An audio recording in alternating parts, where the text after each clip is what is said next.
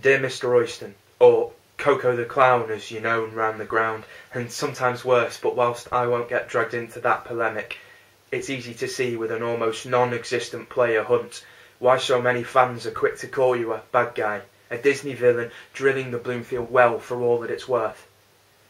But I want to talk to the man, the human behind the awkward press shots and message board spite, and behind the head in the clouds column almost solemn in its delusion.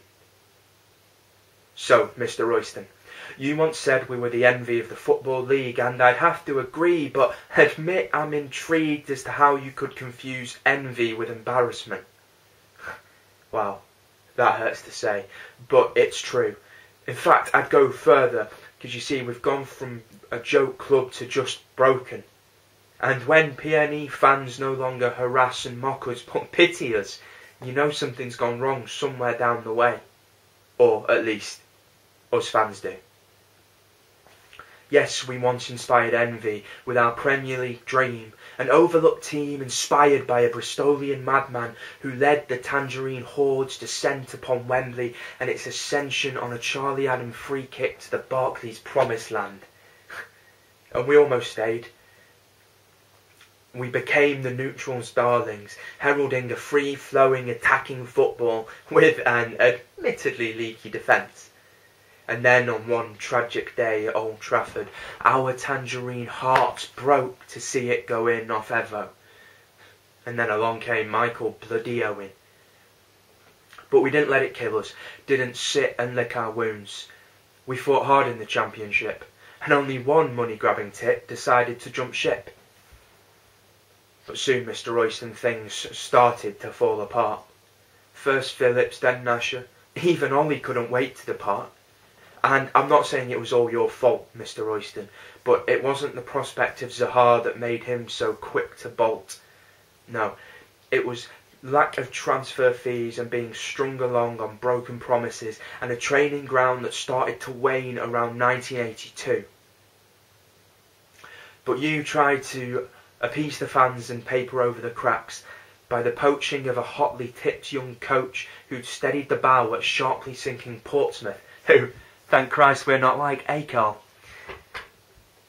So along came Michael Appleton, who was bald and said something about a cabbage patch and then upped and left. Oh, and I won't mention the pitch, Mr Oyston, because for now that seems fixed. Progress, eh? In fact, I'll say that word again before I get on to the travesty of the Ince dynasty. Progress. Once more, because you seem to forget the meaning of the word upon our crest. Progress. Continual advancement or building. Now I know, Mr Oyston, that under your chairmanship we have indeed progressed. When you came in we were teetering on the edge of the Football League and you tried your best to bring us all the success of playoff promotions and 2 LDVs. But recently that progress seems to have just stopped. And I fear that just 4 years after gracing your patir that the club so dear to me is in danger of disappearing so easily. Now back to Ince. It's not long since you thrust him out the door or pushed him under the bus and put his name instead of Oyston on banners wanting out. He came with the benefit of the doubt. He'd not done well at other clubs, but which of our managers ever had? And he kept us up and showed some promise. We were just glad someone had taken the job, to be honest. But soon things all went sour. Hour after hour of watching long balls lumped to one man up front. The Tangerine Horde sat bored. Bishop battled and Basham looked baffled, played out of position again. We went too many games without even a single shot. From Ollie to this, oh how bad things had got. He was more interested in Thomas's transfer, see? Who were we to complain? He didn't care that the football was planned, not as long as the players gave it to their main man. Next, Baz attempted to dazzle, naively dreaming of an attack-heavy promotion push, with a team that played like they'd already given up. The fans became more bothered about protest against the sneering clown. Most of us had to admit that we probably deserved to go down. And that brings us to the present, Mr Oyston. No pre-season, and with 27 players gone, we had a squad totalling 8. So surely you can see why so many fans were quick to go to hate. The Riga revolution wasn't so much hindered by roadworks as it was stopped by the roadblocks of a bizarre transfer standoff before curtailing into catastrophe. You can make your stupid excuses, Mr Oyston, but that was not the time for already taut purse strings to tighten. Look, we know you're not a football man, and that's fair enough. But the man you pay to be shouldn't have to huff and puff for 4 players to form his team. Frankly, it's obscene that so close to the start of the season we didn't have an 11-man squad. Heck, on the first game we couldn't even fill a bench. As a businessman, what's your reason? Cutting off your nose to spite your face? Letting our beloved club go to waste? "We want Oyston out," I said, "we want Oyston out," is now the chant that rings about the ground. It used to be best trip, but now it's the fans telling you you're about as welcome as a colonoscopy or gout. But what do we know? You're the man in the job and we're just the angry mob. But with reasons to be angry. 1-year contracts, painted seats and grass seeds on the pitch. You've left the club like roadkill bleeding in a ditch. Mr Oyston, I was going to offer you an ultimatum. Get out or commit. That's the crux of it. But no, you've spoiled any chance of redemption when you courted Owen Coyle and blown it with Gary Rowett when you had a perfectly good manager at home. And we never expected you to shell out on huge transfer fees. We just wanted to compete, to beat teams through our own skill and not just flukes or dumb luck. We just wanted you to spend some of the club's hard-earned cash. The rumour is you spent $1 million on Bash, and that didn't break the bank. With vast parachute payments and zero debt, and the transfer fees of Adam, Phillips, and even Brett, we have the funds to comfortably compete. Our pick of the players, but instead things are such a fiasco. We spend like a club under a transfer embargo.